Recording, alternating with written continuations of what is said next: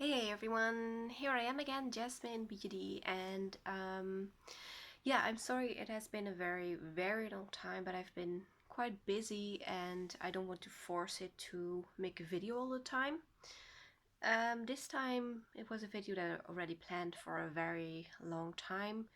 I think it's necessary to talk about this because I think a lot of people are not aware why artist dolls have the price they are, and that there's mostly one person behind an artist or even a small company.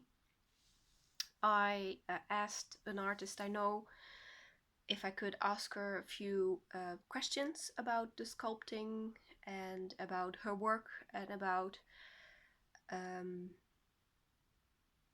yeah, if it's really something you can do on a daily basis, if it can be your full-time job, um, things like that, because I really would like people to consider buying digitals all the time, because every time when I see recasts, it's for me it's just a little bit painful, and I'm not going to bash the people that have a recast because I think that's a very childish thing to do.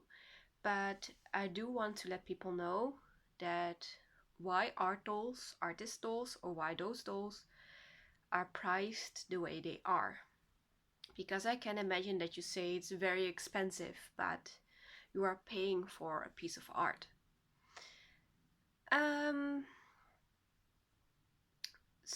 yeah, I'm going to start with the small interview that I had with Eglantine from Mystic Dolls. I asked her if I could ask her some questions about the sculpting and about how much time it takes and um, things like that, because I know that people sometimes work for years and years at one sculpt. Um, so I asked the artist right away, and yeah, I'm going to answer, or she answered my questions that I had about sculpting, and I hope that it will help you as well to see why some things are this expensive and why you should support the artist instead of buying a illegal copy of it. It does not only count for dolls, it counts for every piece of art. It counts for drawings, it goes for pictures, it goes for everything like that. So I asked her a few questions, and we are going to start with the first one. So the first one I asked her is, how long does it take to sculpt a doll from the first drawing until the finished product? She said it depends on the doll. She spends around a year and a half working on her very first sculpt. Until she was ready to mold, learning from the mistakes, figuring out how joints work. Since then, it usually takes 4 to 6 months to create a new doll. Uh, let's see. Yes, she says that now it takes 4 to 6 months. So I think in her case, she doesn't make a lot of new bodies, I think, in that time, but mostly the head sculpt. So, and with that, she means full time. So it means that, yeah, most of her work is in there. She says that she also makes custom other orders in the meantime. But a first doll for people to convince or to make your first doll takes 1.5 year, because yeah, you have to figure out how joints work and everything, exactly what she said. Sorry, I'm repeating myself. So let's see, how much can it cost material wise, an estimate I asked for, if everything goes by plan, so if the doll you makes works out the first time. Well, she replies to that, the problem is that rarely things go according to plan. I always have pieces that I throw away and cast again because they were full of air bubbles or other flaws that I cannot fix. I do my best to create quality dolls, so I inevitably waste resin or silicone in order to do so. The prototype itself is not that expensive. She used mostly clay and muliput for small sticky parts such as elf ears or fingers that break easily. If the material isn't hard enough, I'd say a full prototype costs me around 40 euros. That's nothing, she says. The silicone and resin are much more expensive. I already have, yeah, she says, for example, I already have to make new molds for my mermaid, which is 6 months old. So that's probably also a reason why some dolls discontinue, and a few ninja pieces. I was also out of resin, so I placed my order online, ended up with 400 euros bill plus shipping costs. I usually need to order this quantity 2 or 3 times a year depending on the orders I get. Then you have to add sanding sponges, she says a lot of them, Dremel tools, elastic hooks, face-up supplies, eyes, eyelashes, MSC head caps, wig, fibers, sewing supplies, fabric and zippers in order to make the carrying bags, etc., etc. So the 400 euros is for making a mold, which she needs 3 times a year. So once someone has put all the time in drawing and sculpting for the first time for 1.5 years, then you have to add a lot of extra money to, yeah, make the first doll. And if you want to cast it a few times or want to sell it, it even costs you money all the time. So it means 1.5 year you've been busy sculpting and everything, and probably you won't make money out of the first batches. The third question: how do you decide to put a price tag on one of your dolls? She says that's very, very difficult. I absolutely can't charge every hour I spend making these dolls. It would be way too expensive and no one would buy them.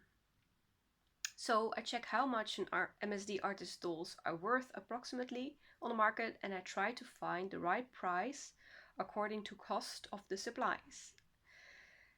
I need and the time every cast requires without asking too much from people. At least I try, she says. So, so I think it's very hard for an artist to, yeah, charge that low amount of money. If you calculate what some artists sell and what they have to make to at least make it even all the costs, then they have to sell, well, quite a lot, because it's not 400 euros once, it's more than that. If you calculate everything, I heard another artist say she sculpted one doll and it was 1500 euros, which sounds pretty fair because every time you have to add money in there because you have to remake molds and such. And in this case, the artist, yeah, she casts herself. So it brings good things and bad things, I think, because it's hard to cast in Europe because of the humidity. I think you need a lot of yeah, you need a dry space, you need everything. I think people who sculpt know what I talk about. So it's not, that's something you have to think about as well. I don't think it's possible to cast resin in the air perfectly, especially not when it's about BJD parts. Maybe small parts, maybe it's possible because you won't get air bubbles in it, but I think it's very hard when it's about BJD parts that have a little bit more to it. Let's see. Why did you decide to sculpt? Was my question. She says, I've always been creative ever since I was a little girl. So when I saw what other artists were capable of, I had to try and sculpt my own doll. I really wanted to make a full custom doll, starting from scratch, and see how she would turn out. So it's basically a childhood dream. I personally think that's what you need if you want to start sculpting, because money wise, it's not attractive to sculpt. If you want to say, I want to make lots and lots of money, you have to be very lucky, because I don't think there are a lot of companies that earn like a lot of money. For most people, it's work or hobby. So, yeah. Um, 6. Errors that can occur while making a doll, which can cost extra money, time, and effort. Which are they, and what do they cost, and how much time do they cost? Does it take? Sorry. She says, first of all, it takes a lot of time, because when it happens, I have to start all over again and throw the stuff away. This is always a big waste of material, especially silicone, which is the most expensive thing doll making requires. So I think in the former calculations, it was when something goes as planned, so that's 400 euros. For example, when humidity is too high and pieces will go bad or something will go bad, she has to add more money. So, which always happens, or almost always happens, because she says never, it's never like that everything will go right the first time. So then she might have to pay, just material wise, not even calculating about all her time that she spends in there, maybe like 800 euros to make one doll work, maybe 1500 euros to make one sculpt work. So, and then she even has to sell them, which kind of lays a lot of pressure on someone, because, like I said, at least you want to, yeah, you don't want to have no one wants to buy your dolls because they're too expensive, or you put that much work into it. You want to have people who love it. But I'm continuing with the question. And like I said before, sometimes I have to cast a piece several times until I get it right. Hands, for example, are a really pain, because the resin doesn't go all the way to the nails. So most of the time I only have half a hand with no fingers. I use toothpicks to put a few drops of resin in the fingers, then I close the mold and finish pouring the resin inside. Sometimes there are also air bubbles on the tip or ears of the nose, which I can't fix properly, so just to cast the entire head again. So air bubbles, like I said, is a big problem, because you can't see where the resin goes once it goes in the mold. It's a surprise when you open a mold and see how it works. And I think people forget how many things go wrong because you can't help it, because there's nothing to do about it. So, yeah. So here we come to the next question. Does everything usually go by plan? Very simple question, very short answer, nope. Of course, because I already just explained it to you that it doesn't. Would you recommend others to sculpt as their full-time job? Is my question. She says, if you would have asked me that 2 years ago, I would have said yes without hesitating. But to be honestly, I'm greatly considering doll making as my full-time job, mainly because I don't make enough money anymore. Artist dolls are expensive, that's a fact, and it's difficult for people to spend that much money into a doll, which I totally understand. Besides, I hate to say this, but more and more people don't appreciate the value of craft work as much as they used to years ago, and that's a shame. Hence the recast problem we are facing. So that's definitely a reason why what demotivates an artist. And just want everything cheap and available right away without caring one bit about how much time and effort it takes for the artist. Some people also ask for layaways, but then they don't keep their end of the deal. They skip payments, which means that I can't pay my bills, or just make ridiculous offers for a full custom one of a kind doll. She says, some girl once wanted a mermaid for 50 euros. Seriously, that's far from what she even costs me. Well, of course, that's crazy. I mean, She says, I still enjoy creating dolls no matter what, and thank God that I have wonderful clients that I'll never be able to thank enough for their kind words and supporting over the years. That's what keeps me going. This is also how I met some of my closest friends, and that's the most important to me today. Most important thing to me today. So those are the questions that I asked her. And yeah, I think that was the point of view from the artist. And what I want to say with this, long story short, is that it takes so much time and effort. It's someone's job, someone has to pay their bills for it. It's not only for the artist dolls, but it's also for the company dolls. Most companies are um, run by one or maybe two people. I think Fairyland is run by more people.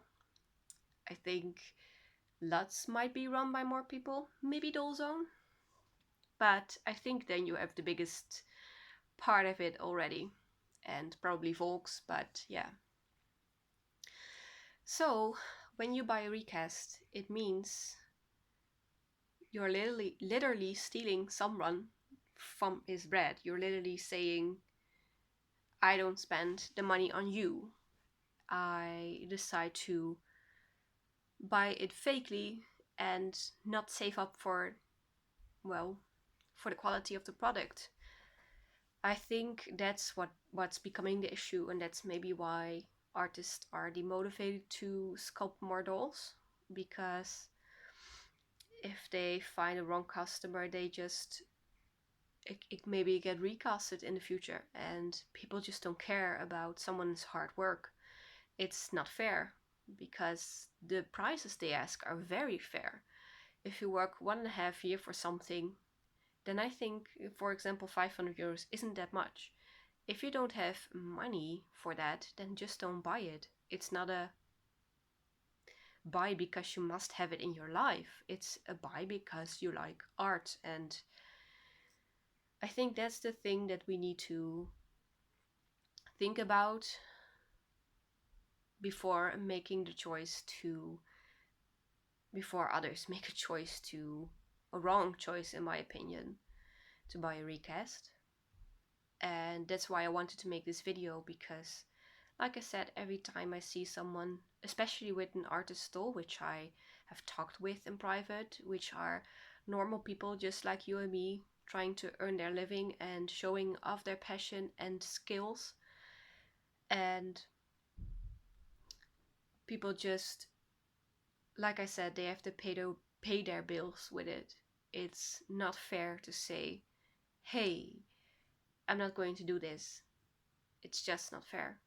And we should respect the artist in all kinds of ways, not only sculpting artists, but like I said, drawing artists, clothing makers who got their copies copies stolen all the time, face up artists. But of course, the biggest problem is with resin dolls because, yeah, because of the recast issue. Maybe one day I heard of more artists that they might have want to quit sculpting because of the whole issue, and I totally understand, and makes me just so sad that the people I talked to, um, and the people that I know, the sculptors that I know, that they,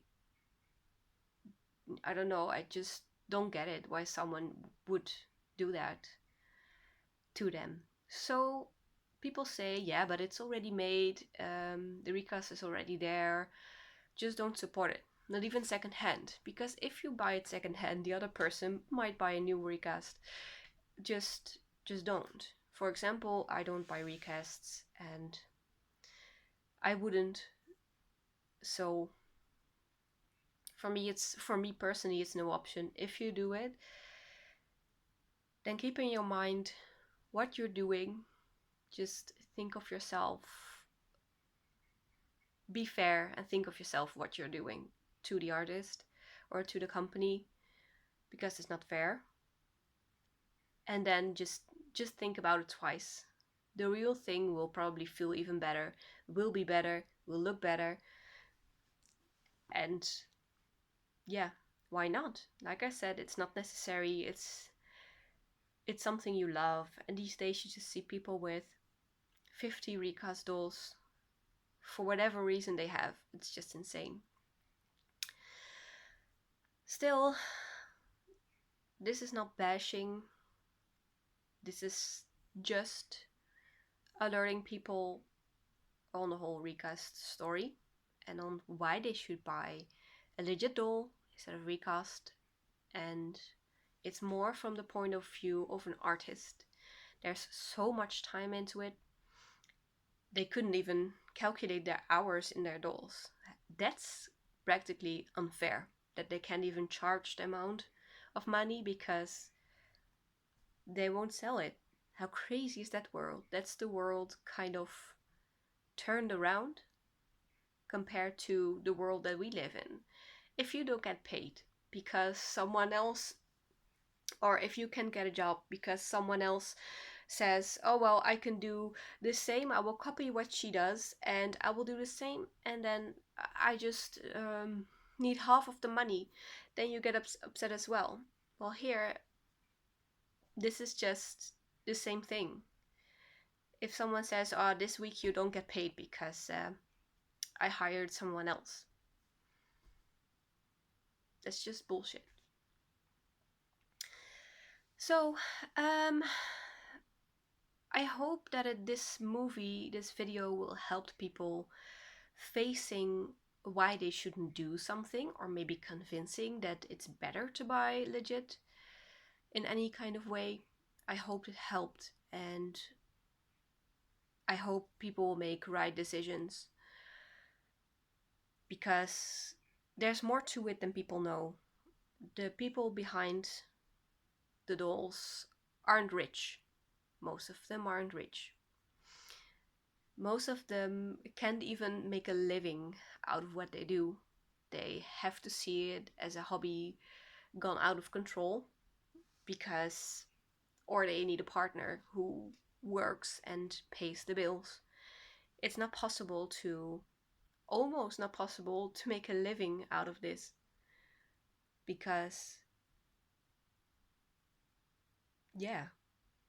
And who would you then be to, well, say, man, that's too expensive, I'll buy it at a recaster, or I'll send it to a recaster, or whatever. That's just crazy in my eyes. And that's what I wanted to say for a very, very long time.